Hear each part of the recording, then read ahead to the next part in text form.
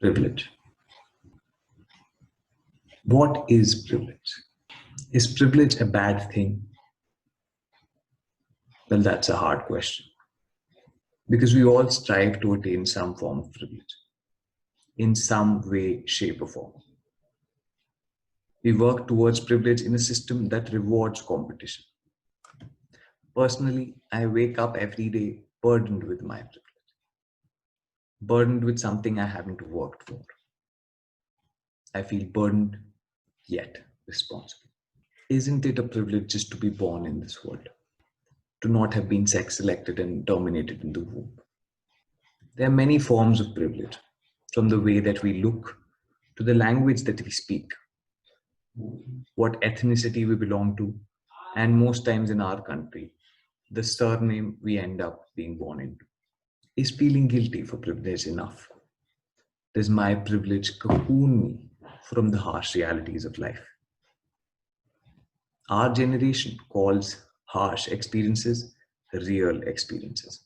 These experiences are far and few, but they form the core and the epicenter of our conversations with our peers. The narration of these experiences help our peers understand the core of who we are as people. It is a reflection of the self-perception that we are projecting to the world. These stories can be extremely tragic, yet they are funny because you can come out of these experiences. You possess the privilege to transcend your predicament in those experiences. Yet those moments are a mockery of the lives of the people who do not have the capacity of coming out of that trouble. It is important for us to be cognizant of our privilege because that forms a privilege experience forms just a strata of multiple parallel realities and experiences that people from different backgrounds are experiencing in the everyday. And the spectrum of good or bad is different too. We can never really understand the intensity and depth of the emotions that these people feel, let alone the fear and anger and anguish that these people feel in the everyday. This overwhelming existential state strips these people of their basic human essence. It is jarring to think that when you're less privileged, that however much you might try to be the exemplars of success that you might see around you, you're never going to be able to achieve it. Sure, we find examples of rags to riches stories. We praise them. We valorize them. Make movies about them. We valorize the struggle instead of questioning why that struggle exists. Shouldn't we be questioning it? Changing it? These stories bring us out of our complacencies for a very short duration of time. Shouldn't we be digging deeper at the systemic aspects of these inequities? I don't believe in radical change. I believe that through individual accountability and through conscientious collective action, we can change things bit by bit, step by step. There will be a tipping point in the future, but we must act now. Even if you possess the smallest privilege, make it an instrument for good.